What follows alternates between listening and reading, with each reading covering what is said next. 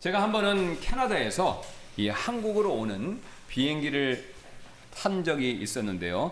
그때 비행기가요, 평소와는 다르게 난기류, 굉장히 심한 난기류를 만난 적이 있었습니다. There was a time on a flight from Canada to Korea when our plane ran into turbulence.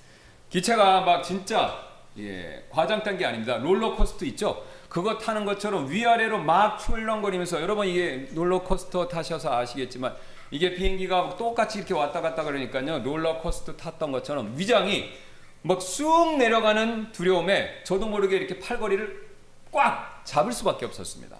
The aircraft pitched up and down like a roller coaster, and with that stomach-dropping fear, I found myself gripping the armrest without even realizing it. 게다가 하필 그때는요, 제가 앉은 이 자리가요, 창이 비행기 날개가 가장 잘 보이는 그런 자리에 앉았기 때문에 사실 그날 이렇게 난기를 만났을 때 더 힘들었습니다.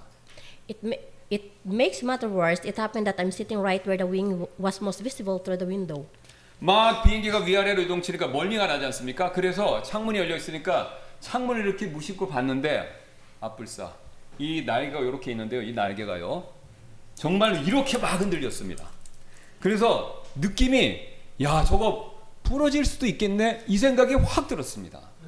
For when I looked out the window in my quizziness, the wing was trembling up and down as if it might snap at any moment. 그리고 창밖으로 이렇게 내려다 보니까요, 바다 그 밑에는요, 시커먼 바다. 이게 비행기에 이렇게 항로 나오지 않습니까? 그 차디탄 베링 해협을 지나고 있었습니다. And when I looked down far below, I could see the dark Black Sea. 그러면서 저도 모르게 갑자기 비행기 재난 영화 추락하는 장면이 떠오르면서, 야, 여기서 이거 날개 저거 정말로 부러지면 10km 밑으로 그대로 추락해서 저 차가운 바다에 떨어져서 뼈도 못 추리고 죽겠구나, 이런 생각이 정말로 확 들었습니다.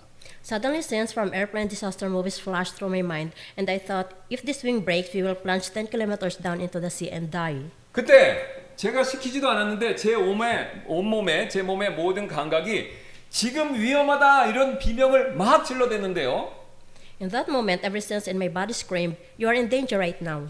그런데 그 시각 비행기의 조종석의 게시판은요, 전혀 다른 진실을 말하고 있었습니다. And yet, the instruments in the cockpit were telling an entirely different truth. 기체는요, 완벽하게 정상 궤도를 날고 있었고요.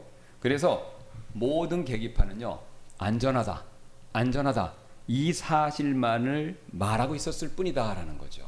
They were simply saying that the plane was flying perfectly on course and that it was safe. 왜냐하면요, 그 기체는요, 수백 톤을 견디도록 설계되어 있었고요. 그 다음에 그 조종사는요, 그런 난기류 수없이 통과했던 베테랑 조종사였고요. 비행기는요, 그 결과 여전히 나를 변함없이 넉넉하게, 안전하게, 확실하게 나를 떠받치고 그 공중에 있었기 때문이죠. For the aircraft was built to bear hundreds of tons, the pilot was passed through such turbulence countless times, and the airplane was still unchangingly holding me up. 오늘 우리가 함께 나눌 말씀은 바로 이 지점에서 출발하고 있습니다. The word we will share together today begins in exactly this point. 즉, 우리의 뇌와 감정이 외치는 비명과 실제 우리가 서 있는 객관적인 진실 사이에는 거대한 간극이 있다, 갭이 있다라는 사실을 우리에게 말씀해주고 있는데요. It is the fact that there is a vast gap between the screams of our brain and emotions and the objective truth on which we actually stand. 우리가 방금 읽었던 로마서 15장 13절 말씀은요, The Romans chapter 15 verse 진짜 평화, 정말 변하지 않고 상황과 여건과 내 주변의 어떠한 분위기에 휩쓸리지 않는 진짜 기쁨과 평강을 우리가 어떻게 누릴 수 있는지, 이것을 우리에게 말씀해주고 있다라는 것이죠. The Romans chapter 15 verse 13 we have just read shows us who live in this age that is prosperous yet more anxious than ever how we can enjoy that the shallow painkiller the world offers but a real unchanging joy and peace. 여러분, 하나님이 주신 기쁨과 평안 말고요, 세상으로부터도 우리가 기쁨과 평안 받을 수 있죠. 그런데 세상이 주는 기쁨과 평안은요, 대부분 진통제와 같은 미봉책일 때가 많이 있지요. In truth, the joy and peace the world toasts to us are nothing more than an anesthetic that merely covers the pain for a moment without overcuring its cause. 그런 종류의 세상의 기쁨과 평강은요, 마치 스마트폰에 딱딱 뜨는 쇼츠나 알림창 같아서 그냥 순간 만족과 기쁨과 자극을 줄 뿐, 여러분 어떻습니까? 더 깊은 갈증, 그것만 남길 뿐이다라는 거죠. They are like the short notifications that pop up on our smartphone, giving a momentary thrill but leaving behind only a deeper thirst. 그래서 오늘 하나님이 말씀하시는 진정한 기쁨과 평안, 이것이 무엇인가를 우리가 알기 위해서 오늘 저는요, 이 짧은 구절 안에서 우리 기독교 복음에 가장 무거운 뼈대들이 다 들어있다라는 그 사실을 여러분과 함께 살펴보기를 원합니다.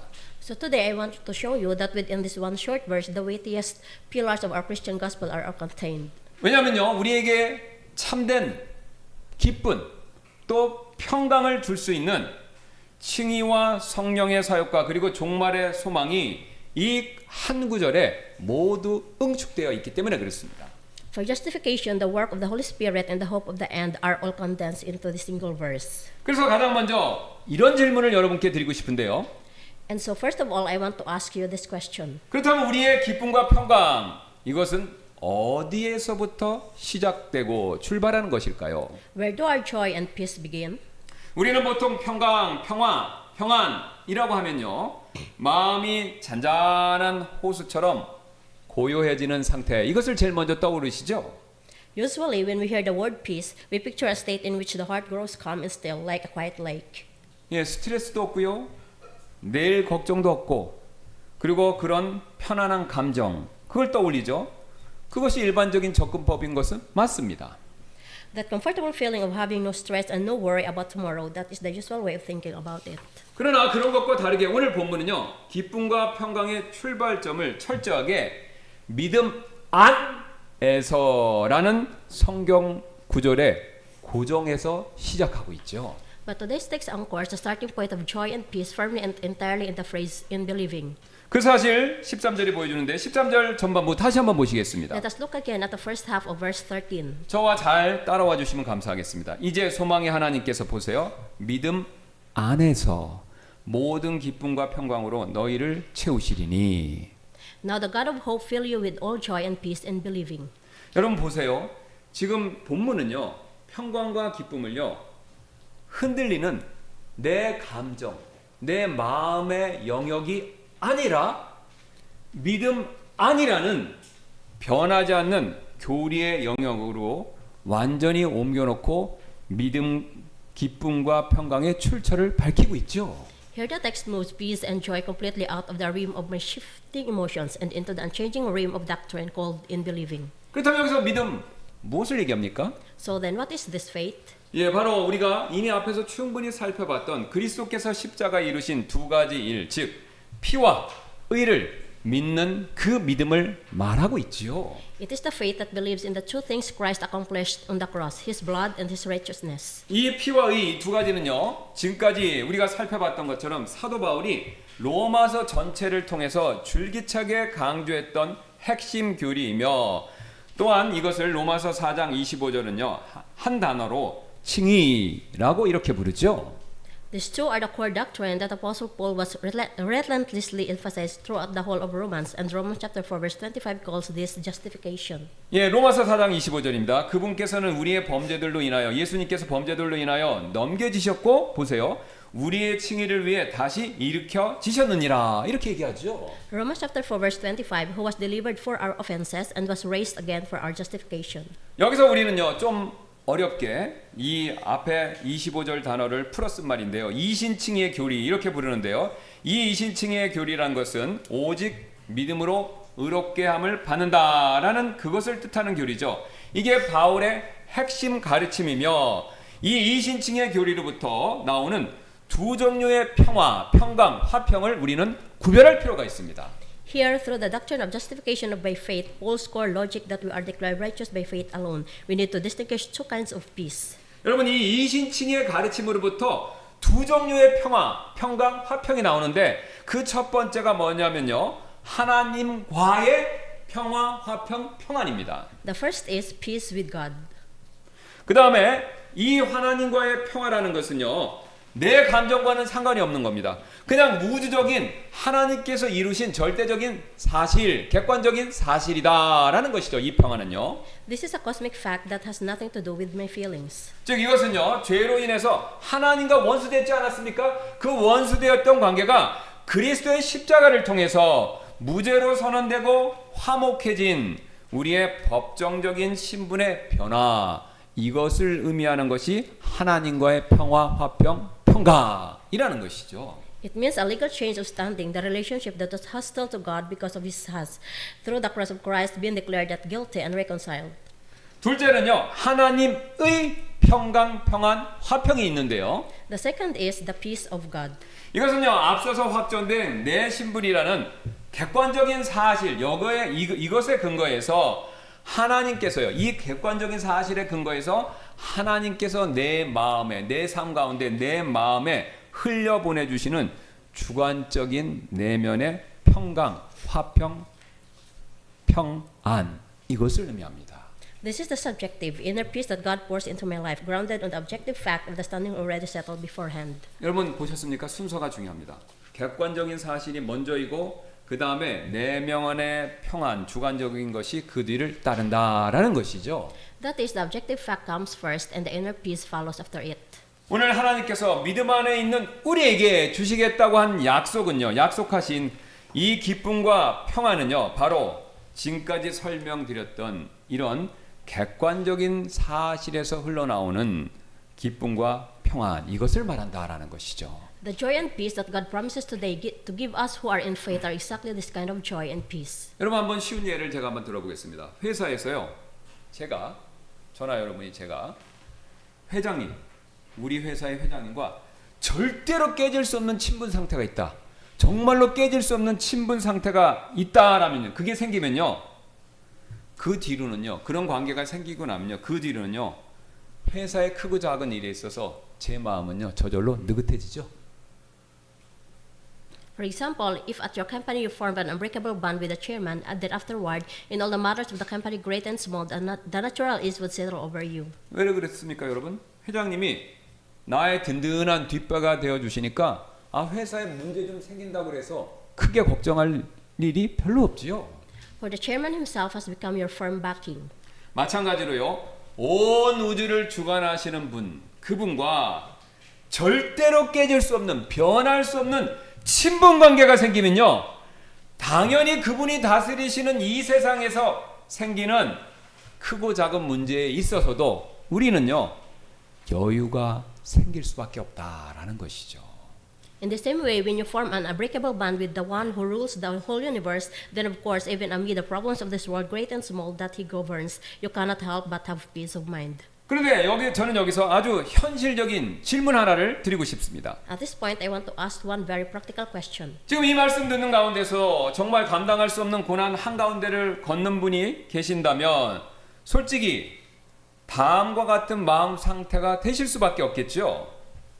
Among those listening to this word right now, if anyone is walking through the very middle of unbearable suffering, what would your honest state of heart be? 목사님, 하나님이 주시는 평강과 기쁨 그거 다 좋은데요, 내 건강 잃거나 재정적으로 완전히 무너졌거나 내 삶이 바닥을 칠 때는요, 솔직히 평강이고 뭐고 아무것도 느껴지지 않은 것이 제 마음 상태입니다. 그렇게 말씀하실 수 있지요. When you have lost your health or been completely ruined financially, when life hits rock bottom like that, honestly, you feel nothing at all, peace of heart or anything else. 기쁨은 고사하고 두려움만 가득합니다. 그리고 이런 감정은요, 우리가 사람이기 때문에 생기는 당연한 감정일 수밖에 없지요. Far from joy, you are full of fear, and such feelings are only natural because we are human. 여러분, 이런 상황에 놓여 있었을 때, 우리의 마음 상태가 이럴 때요, 우리가 해야 할 일은요, 우리의 감정을 추스리는 일, 그것이 먼저가 아닙니다. 바로 하나님과 맺어진 객관적인 관계, 여기에 먼저 의도적으로 집중하실 필요가 있다라는 것이죠. In such times, what we must do is focus not on composing our emotions, but on our relationship with God. 즉, 내 시선을요, 내 마음에, 내 영혼의 집중을요, 요동치는 내 감정의 수면에 거기에 맞추시는 것이 아니라 그 아래에 있는 흔들리지 않는, 하나님께서 나를 위해서 해주신 흔들리지 않는 그 사실에 우리의 시선을 집중해야 된다라는 것입니다. In other words, all the more in such times, we must fix our eyes not on the churning surface of our emotions, but on the unshakable fact beneath them. 사실 수많은 그리스도인 분들이 평생 시달리시는 가장 치명적인 오해가 바로 이 부분에서 생겨나고 있죠. In fact, the most fatal misunderstanding that countless Christians are plagued by all their lives lies right here. 내가 지금 기쁨도 평안도 느끼지 못하니 내 믿음 가짜인가 보다. 하나님이 나를 버리셨나 보다라고 스스로 어려운 가운데 빠지면요 정죄하는 거. 여러분 이게 보통 그리스도인들이 빠지는 함정이지 않습니까? It is to condemn ourselves, thinking, since I feel neither peace nor joy right now my faith must be fake. God must have abandoned me. 여러분 그러나 내 감정이라는 주관적인 평안이 아무리 요동친다고 하더라도요 십자가에서 완성된 그래서 하나님께서 우리에게 주시기로 정하신 하나님과의 객관적인 평화 이 관계 자체는요 절대로 취소될 수도 훼손될 수도 없는 완벽한 반석과도 같은 존재다라는 것이죠.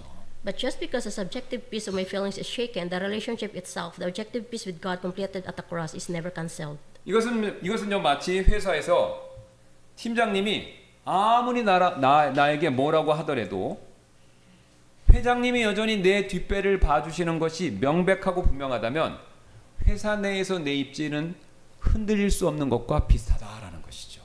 It is just like this. No matter what your team leader says at work, if it is certain that the chairman is still backing you, your standing within the company cannot be shaken. 여러분 그래서요 구원의 확신이라는 것은요 내 감정이 내 믿음이 지금 얼마나 뜨겁고 강렬한지 여기에 근거하고 있는 것이 절대로 아닙니다.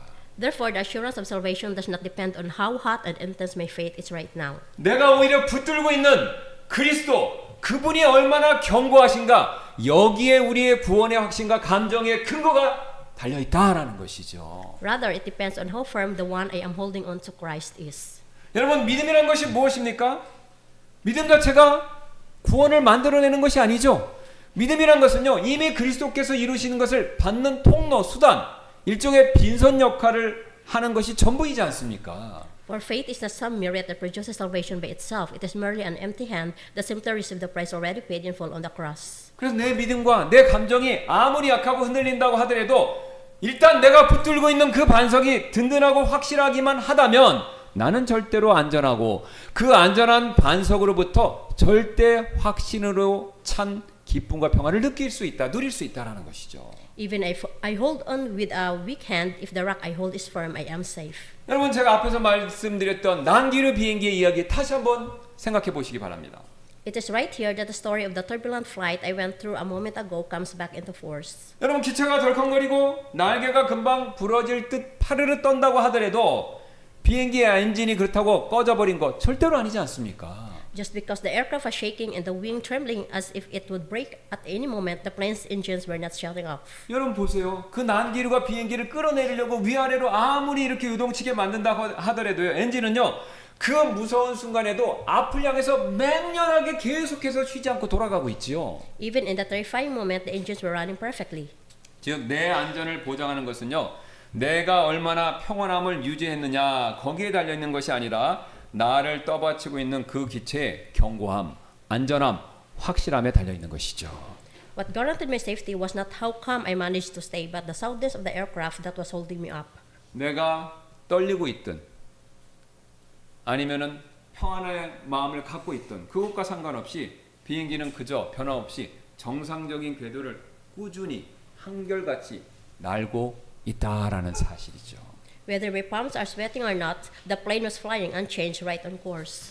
여러분 이와 이해된 이해를 위해서 제가 또 하나 비유를 한번 들어보도록 하겠습니다. 온도계와 온도 조절기 이 차이를 한번 생각해 보시기 바랍니다. Let me give one illustration, the thermometer and the thermostat. 여러분 온도계 온도 조절기 이름이 비슷하고 하는 일도 비슷해 보이지만요. 사실은 정반대이죠. These two look similar, but what they do is the exact opposite. 자, 여러분 여기 이 예배당 안에 온도계를 딱 두었다라고 생각해 보세요. 그러면요 그 온도계는요 방의 온도를 그대로 따라가면서 그거를 있는 그대로 표시해 주는 그 역할만 하죠. A thermometer only follows and displays the temperature of the room as it is. 예, 추우면 추운 대로, 더우면 더운 대로 숫자를 보여줄 뿐이지 이 방의 온도를 바꾸는 역할은 절대로 그런 역할은 못 하고 있죠. It merely shows the number, cold when it is cold, hot when it is hot, but it changes nothing. 그러나 반면 온도 조절기, 우리 보일러 온도 조절기 한번 생각해 보세요. 온도 조절기는요, 방의 온도를 결정할 수 있는 그런 역할을 하죠. 자, 우리가 겨울에 예를 들어서 22도로 딱 맞춰 놓으면요, 방이 아무리 13도, 14도 냉골이라고 하더라도 끝내 그 방의 온도를 끌어올리는 역할을 해주는 것이 바로 온도 조절기지 않습니까? The thermostat, on the other hand, determines the temperature of the room. If you set it at 22 degrees, then no matter how cold the room is, it is finally raised it to that temperature. 사실 많은 그리스도인들이, 저와 여러분을 포함해서 많은 그리스도인들이요, Yet many 온도계의 Christians 신앙으로 살아갈 때가 많이 있죠. Yet many Christians live by a thermometer of faith. 기분이 좋으면요, 오늘 내가 믿음이 좋으네, 그렇게 해서 의욕을 갖고요. 기분이 딱 가라앉으면요, 내 믿음이 식었나? 낙담합니다. When they feel good, they take in heart, thinking, "Today I have faith." When their mood sinks, they grow discouraged, thinking, "Has my faith grown cold?" 여러분, 그래서 온도계 신앙이라는 것은요, 내 감정이라는 방의 온도를 그저 따라가면서 읽어주는 그 역할을 할 뿐이다라는 것이죠. A thermometer faith merely reads off passively the room temperature of its emotions. 그러나 여러분, 오늘 본문이 말하는 믿음이라는 것은요, 온도계가 아니라 온도 조절기 역할을 한다라는 사실을 우리는 기억해야 됩니다. But faith is not a thermometer; it is a thermostat. 내 감정을 따라가는 게 아닙니다.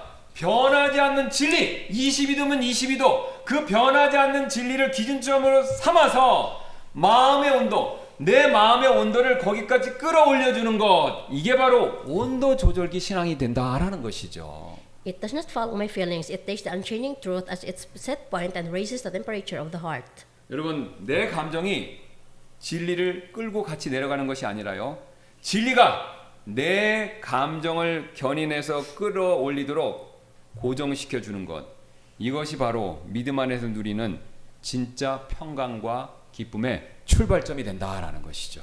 It is not my feelings dragging the truth along, but fixing the setting so that the truth pulls my feelings, and that is the very starting point of the true peace we enjoy in believing. 여러분, 저는 지금 하나님께서 약속하신 성경적인 평안과 기쁨 얘기했는데요, 사실 세상 사람들도 평안하다, 기쁘다라는 말을 흔히 하지요. And yet, in fact, the people of the world also say, "I am at peace and full of joy." 여러분, 우리가 봤었을 때 신앙이 없어서 아무 생각 없이 사는 사람도요, 행복하다, 기쁘다라는 얘기하고 SNS에 행복하게 여기는 사진들을 막 올리면서 나는 행복해요, 나는 내 인생을 기쁘게 살고 있어요, 이렇게 말하는 사람들 주변에 굉장히 흔하지요. The person who lives without a care and the person who posts happy pictures on the social media both speak of peace. 그렇다면 우리는 이런 질문을 할 수밖에 없는데요, 지금 오늘 성경에서 말하는 믿음에서 나오는 진정한 평안과 기쁨은 세상이 말하는 평강과 기쁨과 뭔 차이가 있느냐, 무엇이 다른가, 이것에 대해서 우리가 궁금증을 가질 수밖에 없는데요. Then how exactly is the peace and joy that comes from faith different from the peace and joy they speak of? 일단 사실 겉으로 보면 둘 다 행복하고 기뻐하니까 별 차이가 없이 똑같이 보이죠. In fact, on the surface, the two look identical. 왜냐면요, 객관적인 진리 위에, 하나님의 그 하신 일에, 그 객관적인 진리 위에 세워진 진짜 평강도요, 세상이 말하는 긍정적인 힘이나 종교적인 마인드 컨트롤이나 둘 다, 양쪽 다 똑같이 입으로는요, 나는 괜찮습니다, 나는 행복합니다, 나는 기쁩니다, 평안합니다 라는 것을 양쪽이 똑같이 고백하기 때문에 그렇습니다. For both the real peace built on objective truth and the world's power of positive thinking or religious mind control say the same thing with their lips. I'm fine, my heart is at ease. 그래서 우리는요, 이 차이를 구별하기 위해서 우리는요, 먼저 우리가 무의식적으로 매달리는 네 가지, 세상이 우리에게 말해주고 가르쳐주는 네 가지 가짜 평강, 평안의 실체를 한번 먼저 잠깐 살펴보도록 하겠습니다. So for this reason, we must clearly recognize the true nature of the four counterfeit pieces we cling to without realizing it. 첫째, 세상은요, 회피에서 오는 평안과 만족, 또 심지어는 기쁨을 우리에게 주죠. 즉, 내가 불안해요, 막 마주치기 싫은 게 있어요. 그러면요, 어떡합니까? 그거 피하고 내가 좋아하는 컨텐츠에만 집중하는 거, 이게 바로 회피에서 오는 평안이다라는 거죠. First, the peace that comes from avoidance, not wanting to face our anxiety, we endlessly consume stimulating content. 여러분, 이거죠. 회사나 학교에서 스트레스 많이 받고 가정에 어려운 일이 있으시면요, 어떡합니까? 넷플릭스나 유튜브나 내가 좋아하는 거 이렇게 보면서 그것에 대한 생각을 꺼버리는 거죠. 그러면 우리 마음이 좀 편안해지는 거, 그거 있지 않습니까? We keep watching Netflix or YouTube, simply switching off our thoughts. 또한 두 번째로 무관심과 냉소에서 찾아오는 평안도 있다라는 것이죠. 세상이 주는 평안. Second, the peace that comes from indifference and cynicism. 이제 어차피 세상은 뭐 허무하다. 그래서 뭐 양심과 도덕의 기준을 허물어 버리고 그냥 다 의미가 없다라고 냉소적으로 구는 겁니다. 그래서 그렇게 그런 냉소적인 마음 가운데 평안이나 위로를 찾으려는 그런 상태를 얘기하는 거죠. Saying the world is meaningless anyway, we tear down the standards of conscience and morality. We become cynical, declaring none of it matters. 세 번째는요, 다른 사람과 비교해서 내가 안도감을 느끼면서 평안함과 위로를 받는 그런 종류의 평안함이 있지요. Third, the relief of comparative superiority. We look down on those worse off than ourselves and fear relief. 사람은 이상합니다. 내가 저 사람보다 낫다 생각하면요, 내 상황이 힘들어도 나도 모르게 어이구 그래도 괜찮네 이런 씁쓸한 위로감을 우리는 자동으로 맛본다라는 것이죠. It is the truly bitter relief that comes from the sense of superiority. At least I'm better than that person. 넷째, 가장 무서운 것인데요. 이게 종교적인 어떤 실적을 통해서 느끼는 평안함, 위로감이다라는 거죠. Fourth, the most dangerous of all, the peace felt from religious performance. 즉 오늘 내가 예배 드렸고 헌금 드렸고 기도를 얼마 몇 시간 했으니까 하나님이 나를 봐주시고 사랑해 주실 거야. 벌하지 않으실 거야 라는 착각이죠. 착각에서 나오는 종교적 행위와 열심에서 나오는 안도감을 얘기합니다. It is the delusion. I worship today, I gave my offering, I prayed for hours, so God will not punish me. 근데 여러분 이 네 가지는요 공통점이 있어요. 이 평강, 평안, 안도감의 근거가 전부 너무도 연약한 나 자신에게 그 평안과 안도감을 두고 있다라는 것이죠. The thing these four have in common is clear. The basis of their peace rests entirely on the all too fragile self. 마치 이런 모습과 비슷한데요. This is just like the following. 우리는요 소셜 미디어에 사진을 올릴 때 요새는 기술이 좋잖아요. 그러니까 잡티 다 지우고 완벽하게 보정이 잘 된 사진을 하나 딱 골라서 올린 뒤에 쏟아지는 좋아요를 볼 때 위안을 느끼죠 보통은요. When we post a picture on social media, we erase every blemish, choose one perfectly edited shot to upload, and then take comfort in the flood of likes. 그런데요 우리가 이렇게 세상에서 사용하는 방법을 하나님 앞에서도 똑같이 사용한다. 영적으로 똑같이 사용한다라는 것이죠. But we do exactly the same thing with God.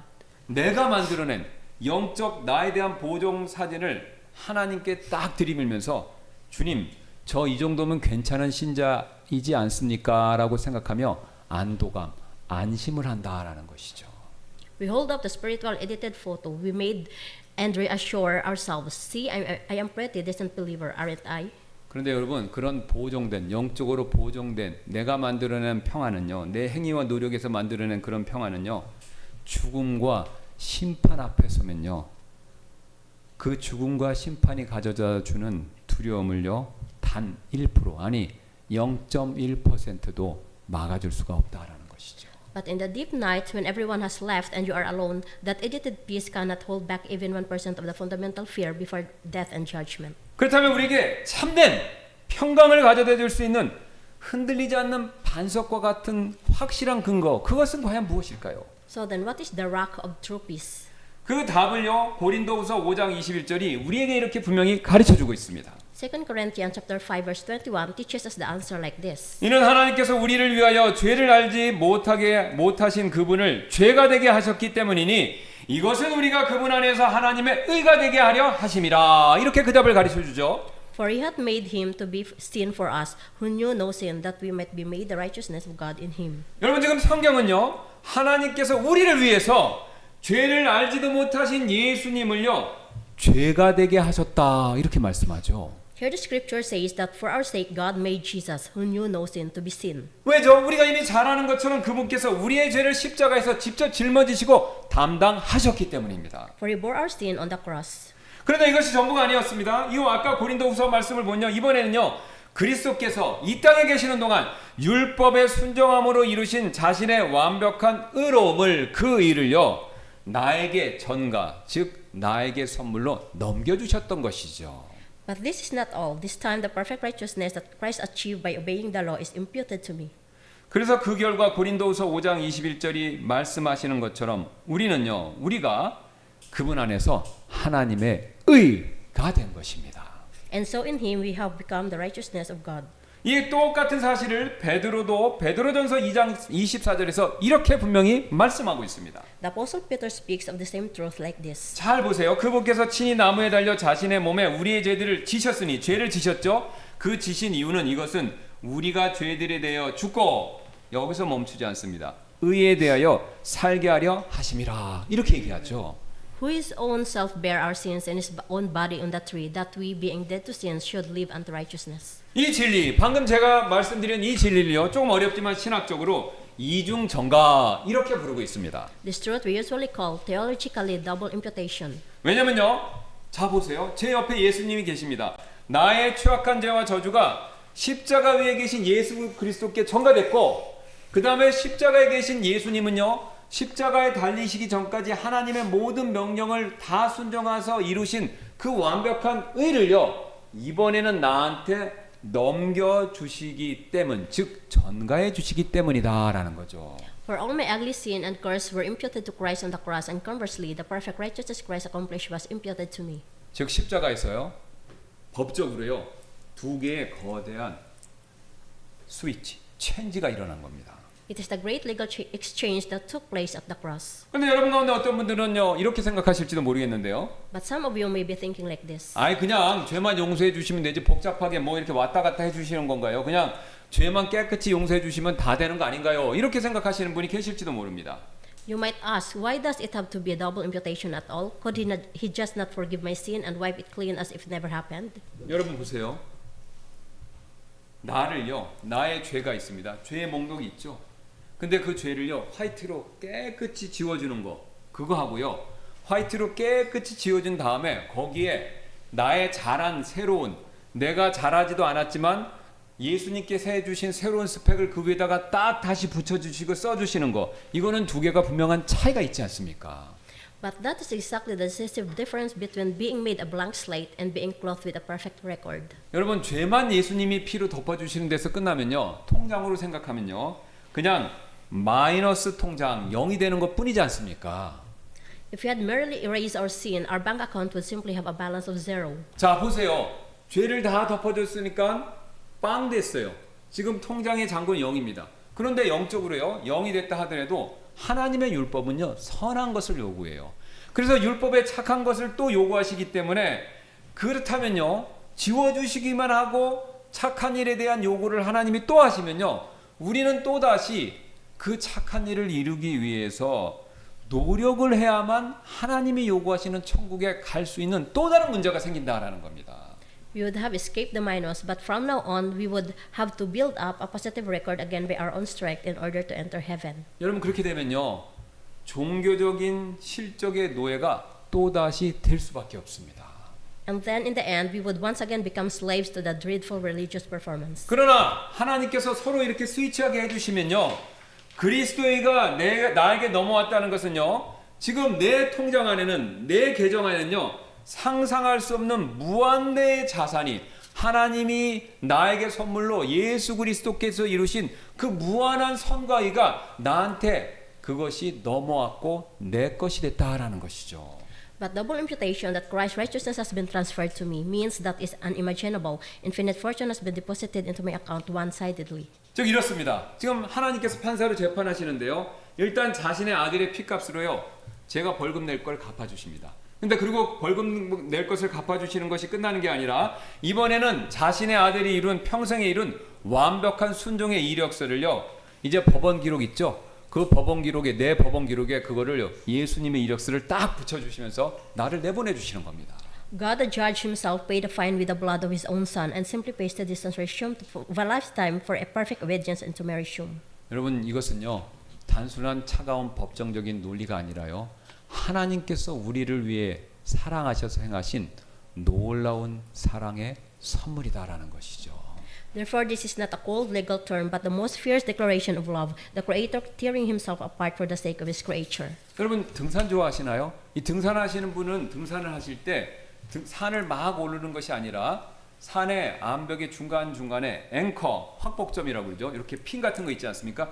그것을 반드시 꼭 박아두는 그 일을 해야 되죠. Think of the anchor that a rock climber drives firmly into the cliff of intervals as he climbs. 왜 그렇죠? 여러분 막 줄 타고 열심히 올라가다가 아차하고 미끄러 떨어질 수 있지 않습니까? 그 떨어질 때 내가 밧줄을 꽉 쥐는 그 손아귀의 힘은요, 영적으로 비유하자면 내 믿음의 크기나 내 종교적인 실적에 해당이 되는데요. At the instant a climber dangling on a cliff hundreds of meters high slips and falls, the strength of the grip with which I clutch the rope to survive corresponds in this analogy to the size of my faith or my religious performance. 여러분 지금 내가 실족해서 떨어지려고 해서 이걸 꽉 잡았어요. 그런데 지금 내가 떨어지지 않도록, 절벽 밑으로 떨어지지 않도록 나를 살려주고 있는 것은요, 밧줄을 잡고 있는 내 손이 나를 살려주는 궁극적인 원인은 아니죠. But in that life or death moment of falling, what saves me is not my hand gripping the rope. 여러분 내가 밧줄을 꼭 잡고 있더라도 앵커가 부실해서 앵커가 빠져나오면요, 나는 밧줄을 꽉 쥔 채 밑으로 추락해서 죽을 수밖에 없는데요. 바로 그렇습니다. 그리스도의 의가 바로 이 앵커 역할을 하기 때문에 내가 그 어떤 상황에 있다 하더라도요, 추락해서 멸망하는 일을 막아준다라는 것이죠. In the end, what saves my life is the anchor already driven deep and firm into the rock, that is, the perfect righteousness of Christ imputed to me. 그래서 여러분 내 감정이 어떻든지, 내 믿음이 흔들리든지, 또 내 삶에 어떤 문제가 있든지 내가 추락하지 않고 죽음 이후에 지옥 가지 않는 것은요, 그 십자가의 앵커가 그 반석에서 절대로 뽑히지 않기 때문이다라는 것이죠. The reason I do not fall, even in moments when my faith wavers and doubt surges like waves, is that the anchor of the cross can never be pulled out. 여러분 이 절대적인 의심할 수 없는 사실의 진리 위에 내 마음의 평강의 기초를 놓는 사람, 그것 위에 쌓는 사람은요, 내 삶의 태도가 바뀌어지기 시작합니다. The person who lays the foundation of his peace on this absolute fact has a completely different attitude toward life. 여러분 저는 지금 단순하게 추상적인 교리 설명을 하는 것이 아닙니다. 여러분 이 원리를요, 굉장히 깊이 생각하시고 굉장히 적용을 하시면요, 여러분이 영적으로 엄청난 변화가 있습니다. 예를 들어서요, 여러분 누군가가 내가 부당한 비난을 받거나 치명적인 어떤 실패를 겪었다. 흔히 있는 일이죠. 여러분 그거 한번 생각해 보세요. 그런 가정을 한번 해보겠습니다. Think of a time when you receive unjust criticism or suffer a devastating failure. 그런데 내 마음의 평강을요, 세상적인 것, 내 노력, 내 돈, 거기에 두고 있는 사람이, 그것에 위에 두고 있는 사람은요, 내가 비난받고 내가 다른 사람의 요거도 먹었을 때, 내 평판이 무너질 때 나도 함께 무너진다라는 겁니다. 내가 가진 것에 무엇에 기초를 두는 사람은요, 그 기초가 무너질 때 같이 무너져 버릴 수밖에 없다는 겁니다. The person with counterfeit peace collapses together with the sandcastle of my reputation when it crumbles. 그래서 여러분 참 반성이신 그리스도가 아니라 내가 가진 것 어떤 것 위에 내 기초, 내 인정, 내 정체성을 두면요, 사람이 뭐라고 그럴 때 그게 신경 쓰이고요, 밤에 잠이 안 오는 겁니다. And he spends a hellish night making excuses, getting angry and defending himself. 그러나 진짜 앵커, 즉 예수 그리스도 그분에 의해 단단히 묶여 있는 사람은요, 내 자신을 방어하거나 입증하거나 변호하거나 내 자신을 드러낼 필요를 느끼진 않습니다.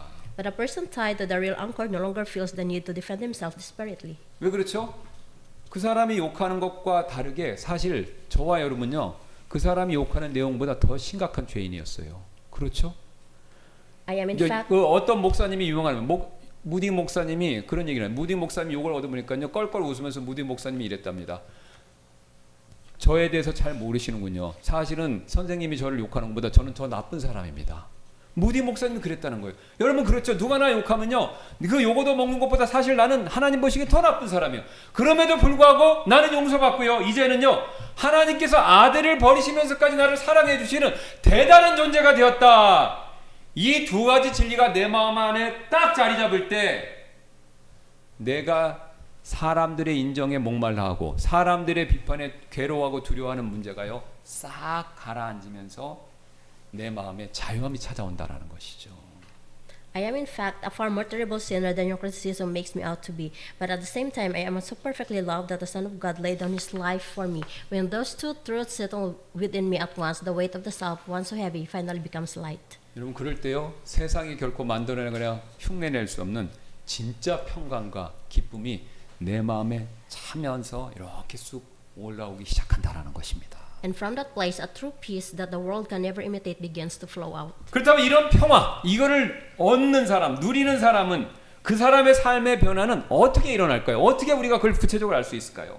So then, what practical change in life appears in the person who, clinging to such a firm anchor, has obtained this objective peace? 오늘 본문 후반부는요 이렇게 이어지고 있는데요. The latter half of today's text continues like this. 13절입니다. 이것은 성령님의 권능을 통해 너희에게 소망이 넘치게 하려 하심이라 이렇게 얘기하죠. That ye may abound in hope through the power of the Holy Ghost. 여러분 주목해서 보시기 바랍니다. 십자가에서 완성된 구원이 오늘 나의 일상으로 흘러 들어와 적용이 되는 것은요. 내 사역이 아니라 전적으로 성령님의 사역이다라는 것을 말씀하고 있죠. Take note that the salvation completed on the cross flows into and applied to my daily life today is entirely the work of the Holy Spirit. 저는요 여기서 성령님이 장차 우리가 하나님 나라에서 누릴 영원한 그 영광에 소망을 주시는 일을 보증금이라고 이렇게 부르고 설명드리기를 원합니다. Here I want to explain the Holy Spirit as the down payment of the eternal glory we will one day enjoy in the kingdom of God. 왜 제가 성령님을 보증금이라고 부르냐면요. 사도 바울이 그 용어를 이미 사용했기 때문입니다. For the Apostle Paul himself calls the Holy Spirit exactly like that. 에베소서 1장 14절인데요. 이 영께서는요. 값주고 사신 그 소유물의 구속을 받기까지 그분의 영광을 찬양하는 데 이르도록 우리 상속 유업의 보증 여기 보증이 나옵니다. 이게 보증금이다라는 거죠. Ephesians chapter 1 verse 14, which is the earnest of our inheritance until the redemption of the purchased possession unto the praise of His glory. 여러분 집 계약할 때 보증금 걸죠. 우리 이거 펜션도 이게 보증금 걸었어요 지금요. 그럼 보증금 거는 이유가 뭡니까? 잔금도 반드시 치르겠다라는 것을 보장하는 확실한 법적인 수단. 그죠? 보증금 걸면 뭡니까? 잔금은 확실하다. 보증금을 많이 걸면요. 잔금 거는 거는 더 확실하다. 이 뜻이지 않습니까? Why do we put down a deposit when signing a contract for a house? It is not because it becomes the surest legal guarantee that the balance will certainly be paid. 그래서 지금 성령님이 우리 안에 거하시는 여러 가지 이유가 있는데 지금 보증금으로 우리 안에 거하시는데요. 그 이유는요. 지금 내가 막연하게 죽으면 좋은 데 가겠지. 그런 낭만적인 나 그냥 천국 가겠지. 이런 기대감 정도를 주시려고 성령님이 우리 안에 계신 게 아니라 보증금 역할을 하시기 위해서 우리 안에 거하고 계시다라는 겁니다. In the same way, the indwelling of the Holy Spirit in me is not some vague romantic expectation that when I die I will go to a good place. 즉 천국 간다라는 엄청난 잔금 이게 반드시 하나님이 치를 것이다라는 것을 입증하고 확인시켜 주시고 움직일 수 없다는 사실을 우리에게 확증시켜 주시기 위해서 성령님을 뭐로요? 보증금식으로 우리 마음 안에 넣어두신 것입니다. 성령님이 우리 안에 보증금으로 지금 들어와 있는 거예요. It is a down payment God Himself has put down, guaranteeing that the enormous balance called heaven is certainly be paid to my soul. 왜 보증금을 넣어주십니까? 지금요 내 안에서는요 이미 영적으로는요 새로운 시대, 새로운 출발이 이루어졌죠. 그런데 지금 이 세상도 또 내 삶의 겉의 문제는요 하나도 바뀐 게 없어요. 그런데 이 세상도 내 삶의 겉의 문제는요 장차 나중에 예수님 오시면 바꿔주실 것이에요. 그러니까 그 최종적인 완성이 오직 않았으니까 일단 이미 내 마음 안에 성령님을 보증금으로 넣어주셔서 이제 세상도 바뀌고 또 나의 외적인 모든 것도 바뀔 것이다. 그것을 확증시켜 주시는 겁니다. In fact, at the moment I was saved, the new age had already spiritually begun within me, but the final completion, when Jesus comes again, has not yet arrived. 그래서 여러분, 내가 부활도 하고요. 아니면 부활 이전에 내가 죽으면 천국도 확실히 가고 이 세상에 천년왕국이 새롭게 펼쳐질 것이다라는 그 사실을 매일 내 영혼 안에 각인시켜주는 역할을 하시는 분이 누구시라고요? 성령님이십니다.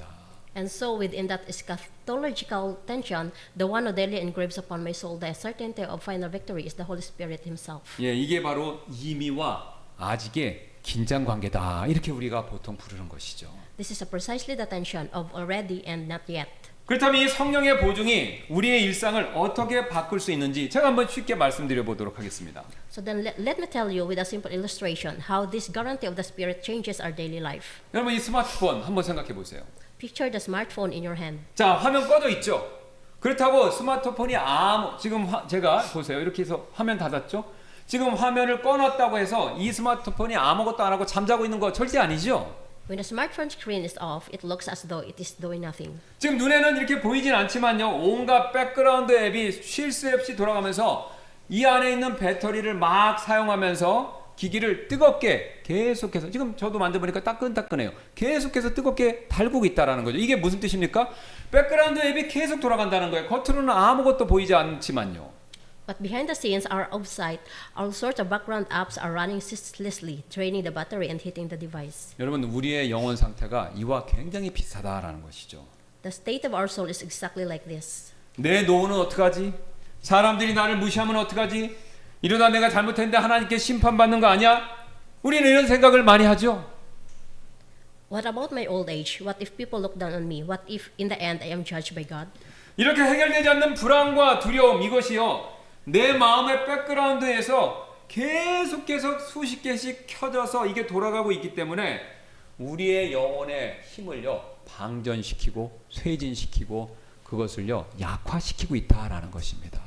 Such unresolved cosmic anxieties and fears run by the dozens of the background of my heart, constantly draining us. 여러분 이런 식으로 우리의 마음의 상태가 방전되고 있는 사람의 가장 큰 비극은요. 다른 사람 신경 쓰고 다른 사람 도와주고 다른 사람 사랑할 마음의 여력과 힘이 배터리가 없다라는 데 큰 문제가 있습니다. And the greatest tragedy of the person living with these background apps running is that he has no energy left to love others. 일명 배터리 1% 상태로 뚝 떨어져 버리는 거죠. I want to call this the state of 1% battery. 즉 내 존재 가치를 스스로 증명하고 사람들의 인정을 받아내느라고 영혼의 배터리가 마음의 배터리가 완전히 소진되고 방전된 사람은요. 아무리 교회에서 열심히 헌신하고 봉사한다고 하더라도 끝내 다른 사람의 외적 필요 말고요. 그 사람의 마음과 영혼을요. 충전시켜주고 위로해주고 세워주기가 어렵습니다. In the end, the person whose soul's battery has run dry from proving his own worth and winning people's approval can never recharge others, no matter how much he devotes and serves in the church. 왜 그렇죠? 교회는요 영혼 대 영혼이 만나는 거예요. 몸 대 몸이 아니라. 그래서 내 영혼이 이미 방전됐으니 다른 사람의 영혼을 어떻게 채워주고 일으켜주겠습니까? For himself is drained first. 오히려 그런 상태에 있는 사람은요 반대로 사람들로부터 인정을 끌어내기 위해서 사람들로부터 인정을 얻어내기 위한 수단으로서 교회에서 봉사하고 헌신하고 다른 사람을 섬기는 경우가 너무나도 많다라는 거죠. Rather, he turns service into a means of winning people's approval. 그러다가 여러분 원하는 인정과 칭찬이 돌아오지 않으면요 사람들로부터 그걸 받지 못하면요 이렇게 생각합니다. 내가 교회를 위해서 얼마나 헌신했는데 내가 다른 사람을 위해서 이만큼 이상 했는데 나한테 이럴 수 있어? 나에 대한 감사도 없고 나를 인정해주지 않을 수 있어? 라고 이런 원망과 탈진으로 끝을 맺고 안타깝게는요 심한 경우는요 상심해서 교회를 떠나는 경우도 있습니다. And when the praise he expected does not come back, he ends in resentment and burnout, thinking, after all I've sacrificed for the church, for you, how can you treat me like this? 여러분 그러나 구원의 확신을 얻고 지금 예수님께서 하신 일이 내 것이 되었다라는 그것에 대한 절대적인 신뢰를 하시는 분들은요 내 영혼의 내 마음의 배터리를 갉아먹는 그 수많은 염려와 자기의라는 백그라운드 앱을요 일순간에 정지시킬 수 있는 그런 놀라운 역사가 우리 마음 안에서 일어난다라는 것이죠. But gaining the assurance of salvation, that justification has become mine, means the miracle of all those countless background apps draining my soul's better being forthwith all at once. 여러분 100% 충전하는 걸로 시작하지 않습니까? 배터리, 핸드폰. 자 100% 충전됐는데 세상 염려 걱정, 세상으로부터 얻으려고 하는 인정이나 사람들로부터의 높임 받으려고 하는 거 그거 여러분 신경 쓰면서 내 마음의 배터리를 방전시키지 않으면요 나는 사실 늘 100% 내 마음이 충만한 상태로 비록 외적 어려움이 있다 하더라도 그런 상태로 평화 기쁨을 누리면서 살 수 있다라는 것이죠. We still live a worrisome reality, but as the waste of the soul ceases, the battery becomes fully charged to 100%. 여러분 그런 내 마음의 영혼에 충만함이 있으면요 섬기려고 하더라도요 인정 때문에 칭찬 때문에 다른 사람의 높임받고자 하는 그 마음 때문에 섬길 이유가 없어진다라는 것이죠. And out of that fullness, we no longer serve in order to win approval.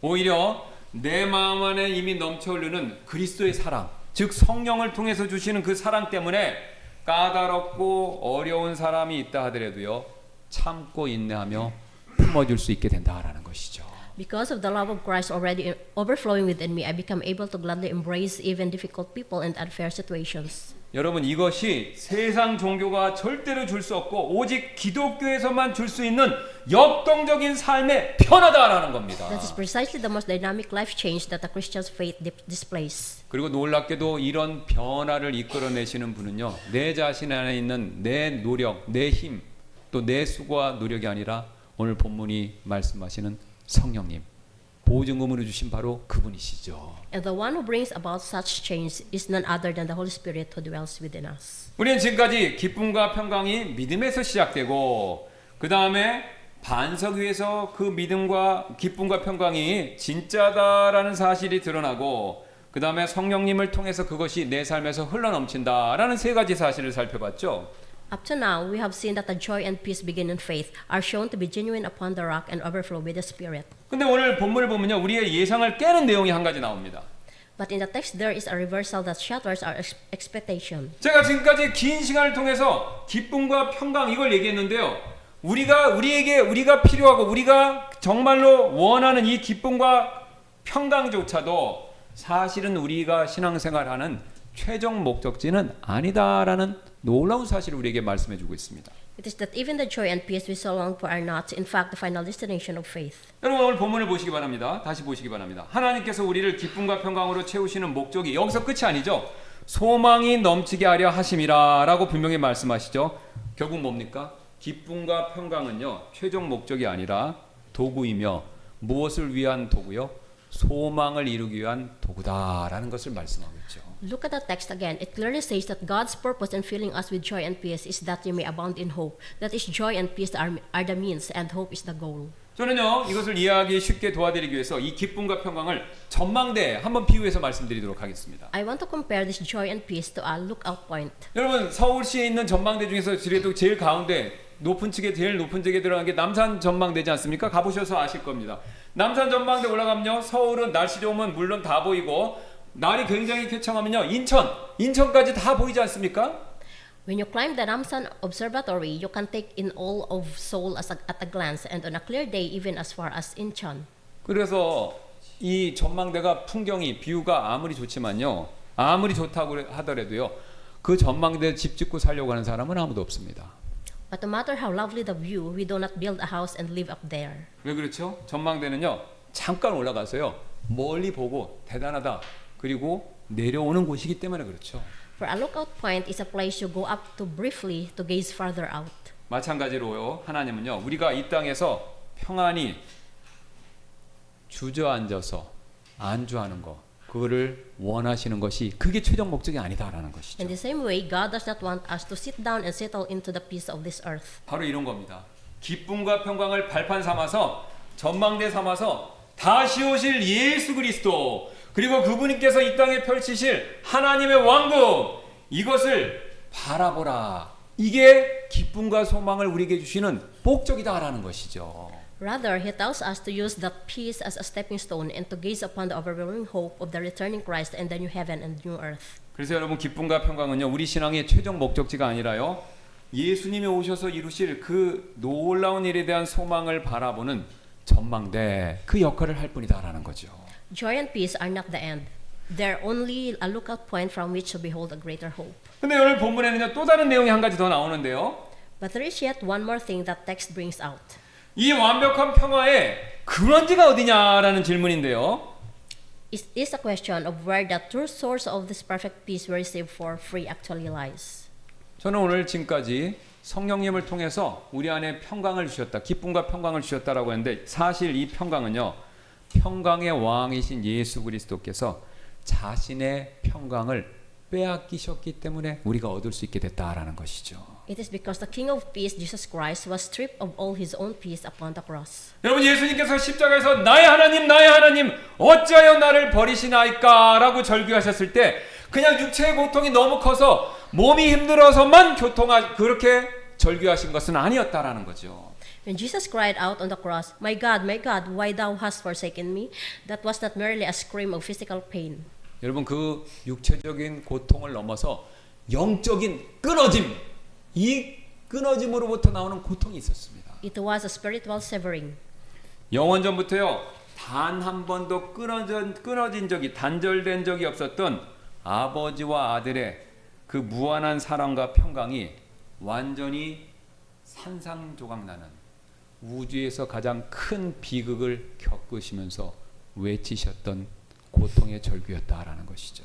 It was a cosmic tragedy in which the infinite love and peace between the Father and the Son, never once broken from all eternity, were utterly shattered. 여러분 그분이 십자가에서 우리를 대신해서 우리가 지옥에서 받아야 될 형벌로부터 또한 우리가 이 땅에서 겪는 모든 고통과 죄에 의한 열매로부터 그 고난과 고초를 자신이 다 짊어지시고 그래서 그분이 자신의 모든 평강을 갈갈이 찢겨지는 상태에서 잃어버리셨기 때문에 그 결과 우리에게 영원한 화평과 평강이 주어질 수 있었다라는 것이죠. Because he alone endured the absolute terror and separation of hell on the cross, because as a result all his peace was torn away, only then could an eternally unshakable peace be granted to us. 여러분 우주에서 가장 완벽한 평안과 평강을 나에게 주셨기 때문에 사실 이제는요 내 힘과 내 노력과 내 감정에 근거한 화평과 평안을 얻기 위해서 노력하는 것이 얼마나 허사인가라는 것을 깊이 묵상해 보실 필요가 있습니다. When we stand before this overwhelming paradox, we realize how futile and efforts we are squeezing our emotions to manufacture peace. 또 내 종교적인 열심, 내 의를 증명하려는 하나님과 사람들 앞에서 내밀었던 영적인 보정된 사진들, 이거 우리가 더 이상 가지고 있을 필요 없이 다 내려놓고 그리스도께서 이루신 참된 평안과 기쁨, 이것만을 우리는 누려야 된다라는 것이죠. And the spiritual edited photos we used to hold up before God and people trying to prove our own righteousness by religious zeal, this too we now tear up entirely. 그리고 이것이 은혜로 선물로 주어졌다라고 해서 우리는 절대로 이 평강이 값싼 평강이 아니다라는 사실을 깨달을 수밖에 없습니다. 왜냐하면 그분이 자신의 평강을 희생시키며 우리에게 주셨기 때문에 그렇죠. And though we receive this peace for free with the empty hand of faith, we realize once again that it is by no means a cheap peace. 즉 우주에서 가장 값비싼 평강이 우리에게 주어졌기 때문에 우리는 그런 평강과 기쁨을 누릴 때마다 하나님께 예수님께 감사하셔야 합니다.